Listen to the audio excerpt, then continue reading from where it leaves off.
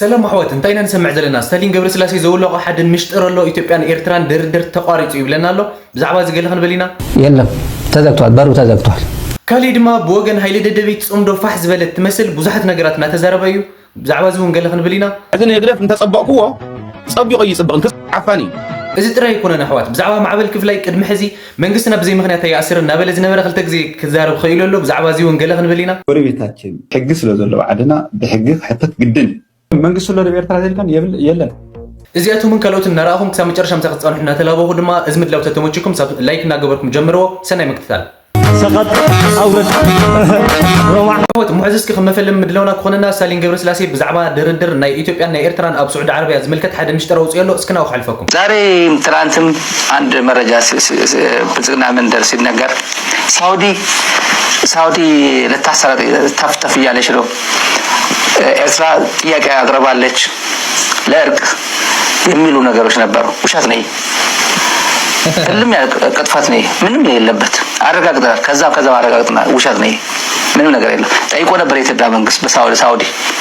የለም ተዘግቷል በሩ ተዘግቷል አሁን ከምሰምዑ ዘለኹም እቲ ብዙሕ ብሶሻል ሚዲያ እናተዘረበ ዝቐነየ ብዙሕ ሰብ ከዓ ከዋግዕሉ ዝቐነየ بزعبا دردر إيرتران إثيوبيان أب سعود عرب إذا نجرزي خلو حسوتيو فترة ينابلنا يستلين قبل سلاسي مثل بزح سب زعبا إذا نجرزي نتزارب صنيحيو تقاريهم با تسمامعهم با قلملنا تفعل صنيحيو إذا نجرزي دين كمستودن حسوت كم دخان تنجرنا لمالتيو إسكنا مع عبل كفلاين حلفهم أب إيرتران منقستيلن قلمل زبلو نجرلو كوم دما منقستنا بزي مخنيات أسب أي أسرن قال زبلو زرباتاتو نيرو إذا نجرز تمليس حزي خالي عينة زروا خوين اللمو اسكن نسمع غروبي تاچن قلمل زبلو زنبره دما دقحات انه خوينم ترخيبهم ولو تغارو زعبا إذا نجرزهم قال خن بلينا سكرايو መንግስቱ ለኤርትራ ዘልካን የለን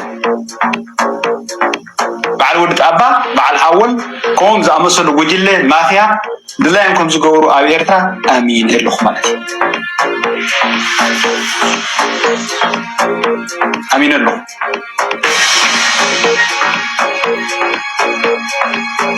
يلا بك أمزي حارة سبسي بزي فردي كابت خرسان وسيلكم بزي فردي عبد الله كأنيها فيديو كاريسكا نترى سبات يوتيوبرات هيبكا زرقوا الحمد لله كم مبان جبن أبا عالمكم يجبرني أبا هاجرنا يجبر أبوهم هذون قالهم السهم بتتعرفوا من أين ولدي خمسين أين ولدي كم زجيرو كم زين هذا أين ولدي سلام تايك كم حاجة قبلنيا أمن ده أتابعهم بفيديو تسلوه تأثرت معبد تأثره ود تبع تأثره ود بشيء تأثره تبايلو أجنداي أنا زخون السمن السيف بلو لزدلي قبل تغيير السر أو زخون النجار تحليو حقيقة سلوزلو عدنا بحقيقة حتى جدا فديهم جدا معبد تمليسو فيحي قتلوا فتحة كلها تمليسو أبدا جنبلا تأثير كل لبزة أبدا مش متأثير كل لبزة هولان كنا يتزاربونهم أبدا هولان تأثير كل لبزة يتوقعونهم ستعني حزبهم مسكين يقالوا فتح حسينو أبدي في الدفاع أقالكم نقول أفتح زي تقولوا إذا وازي ما دبهن لكم هذا جرمن نحن أسقى دوينا نركبهم ودي حتى حاسوت الأولى بينا يكون نركبه اسكي أسمع إنه اسكي نايزوم كل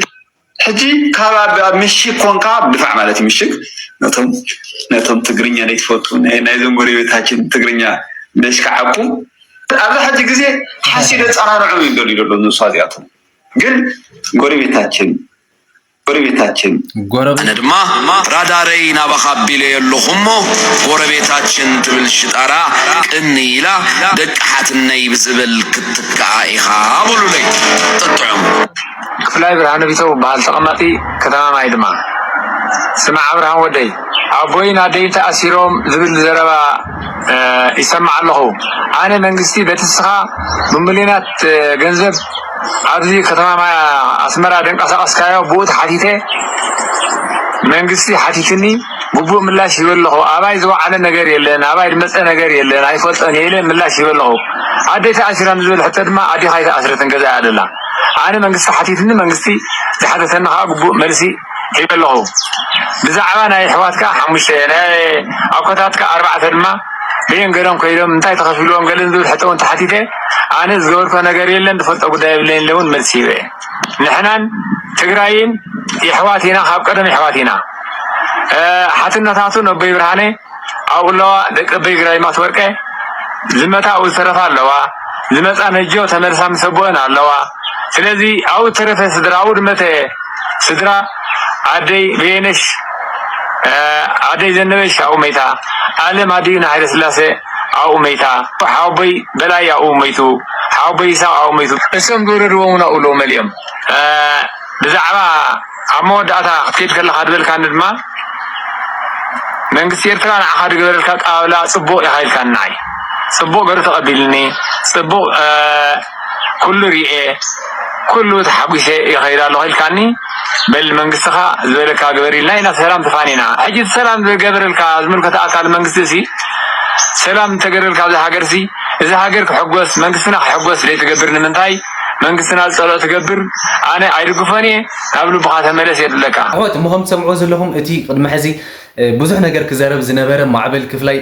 መቸም ጎረቤታችን ይብል መንግስትና ብዘይ ምንም ሰብ ክኣስራ ይኽእል ገለመለ ዝብል ዝነበረ ሕዚ ክልተ ግዜ ክዛረብ ከሎ ነገራት ኣብ ርእሱ ክትፈልጥ ከላ እዩ ተራእዩ ዘሎ እዚ ነገራት እዚ ማለት እዩ እቶም ጎረቤትና ዝብሎም ዝነበረ ሰባት እቶም ተጋሩ ንዓና ማለት እዩ ከዓ ኣሕዋት ኮይና ተረኺብና ማለት እዩ ሕማቕ ኣጋጣሚ እዩ እዚ ነገር እዚ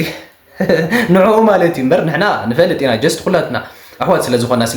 ስለንኣምን ማለት እዩ እቲ ንዕኡ ናብ ትግራዋይነት ከይቐርብ ዝፍንጠጥ ዝነበረ ሰብ ሕዚ ትግራዋይ ኮይኑ ክርከብ ከሎ እቶም ቤተሰቡ ኣብ ትግራይ ኮይኖም ክርከቡ ከለዉ ግን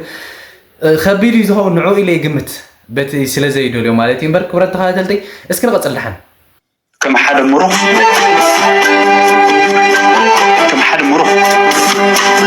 ኣብ ትግራይ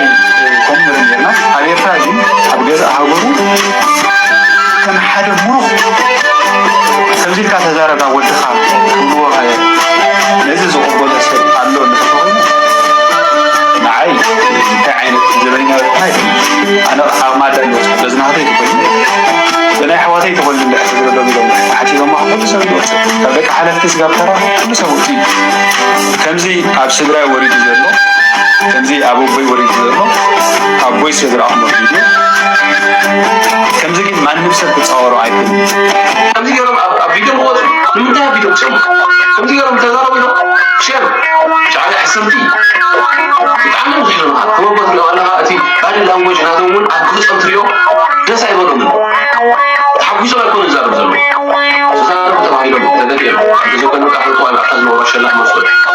እሽክና ካብ ሸላኽ ንውፃእኩም እናተዛረቡ ተባሂሎም ውፅም ዘሎ እቲኦም ምኾኑ ሻዕቢያ ትምሕርኛ ትገድግን እያ ከምዛ ገይረ ማለት ኣብ ነቱ እዚ ኣብ ኤርትራ ዘሎ ኣብ ስልጣን ዘሎስ ኣሲሩ ዝበሃል ኣይፈልጥን ይበሃል ኔርቶ ዝኸውን እሞ ሃንደበት ሽዑ ስድራ ማዕበል ኣሲሮም እንተዝበሃሉ ጨብጣ ኣምፅኡ እዚ መንግስቲ እኮ ኣይኣስር ዲም ተባሃለ እዚ ኣስግን ስብለኩም ኣለኹ ህግደፍስ መዋእለ ሙሉእ ኣሲሩ ጥራይ ኢኻ ትሰምዕ ኣሕዋት ከም ትሰምዑ ዘለኹም ሕዚ ማለት እዩ ያው ኩሎም ነናይ ባዕሎም ርኢቱ እናሃበ እዩ ኣብ ሰዓት እዚ ኩሉ ሰብ ማለት እዩ እዚ ነገር እዚ ኣብ ማሕበራዊ ሚድያ ብጣዕሚ መዘራረብ ስለ ዘሎ ማለት እዩ እቲ ናይ ማዕበል ጉዳይ ግን እቲ ምእሳር ገለመለ እቲ ከምዚ ዓይነት ሰብ ማሪኽካ ምዝራብሲ ኣብ ትግራይ ጥራይ ኢና ንሪኦ ነርና ኤርትራውያን ኣብ ትግራይ ተማሪኾም ክዛረቡ ንርኢ ነርና ሕዚ ግን ኣብ ዓድና ኮይኑ ኣሎ ስድራይ ኣቦይሲ ኣብ መንደቕ ኣፀጊዖም ከዛረብዎ ከለዉ ቪድዮ ቀሪፆም ደገ ክልእኽዎ ከለዉ ሲ እዚስ ብጣዕሚ መሕፈሪ እዩ ወንጀል እዩ ዝብለና ዘሎ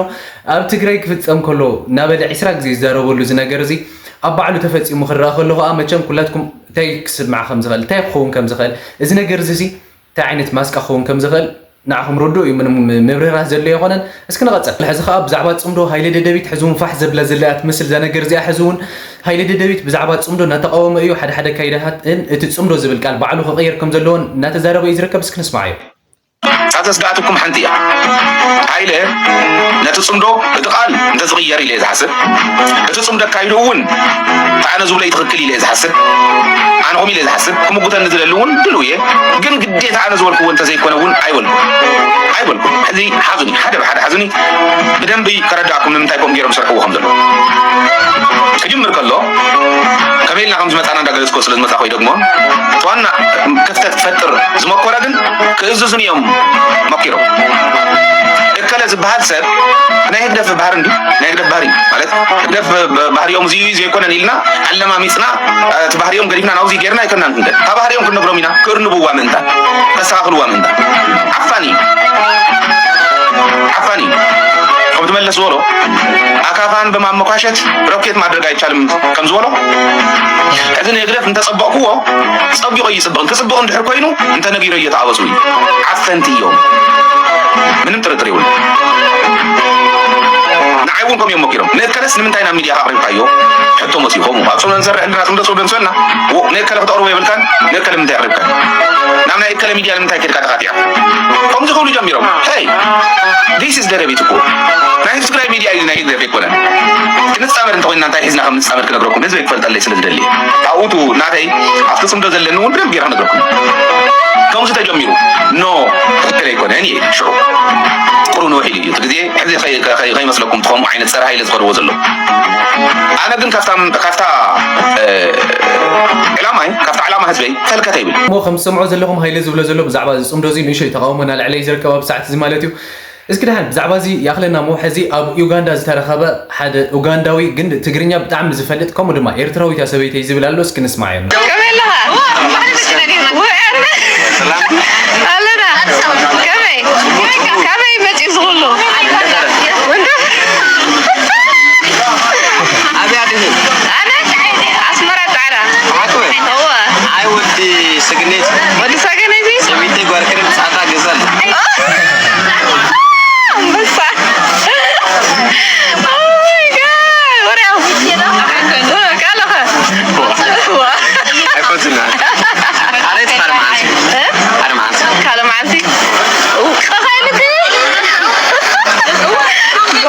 ኣሕወት እሞ ከም ሰምዖ ዘለኹም እዞም ሓደ ግዜ እንዛረበሎም ናይጀርያውያን ከይኣኽሉና ሕዚ እውን ዩጋንዳውያን ቋንቋና ከይቐረየ ኢሎም ደቂ ኣንስትዮና እናወሰዱ ይርከቡ ጓል ከረን ያ ሰበይተይ ናበለና እዚ ዩጋንዳዊ እውን ማለት እዩ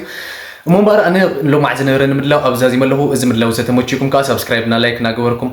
ኣብ ብርሃ ትውዕነ ክብለኩም ይደሊ ከምኡ ድማ ርእይቶ ሓሳብ ኣስተያየት ተሃልዩኩም ድማ ኣብ ኮሜንት ሴክሽን ኣቕምጡለይ ክብለኩም ይደሊ እንተሰሰናይ ግን ኩሉ ንዓኹም ይምነ ኢልኩም ሰላም